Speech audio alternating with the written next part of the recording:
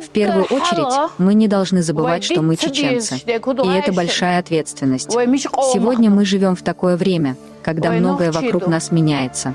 И нам особенно важно не забывать, кто мы такие. Но быть чеченцем не значит считать себя избранным народом, считать себя лучше других или просто гордиться своей национальностью. Само слово «чеченец» ничего не дает человеку, если за ним ничего не стоит. Чеченец – это намного глубже, чем просто название народа. Это честь, достоинство, мужество, человечность, уважение к старшим, забота о младших, ответственность за свои слова и поступки. Это умение держать себя достойно, уважать других людей и оставаться человеком даже тогда, когда тебя никто не видит. Можно иметь деньги, положение, богатство и возможности, но если в человеке нет этих качеств, одного слова «чеченец» недостаточно. Нахчала – это не громкие слова.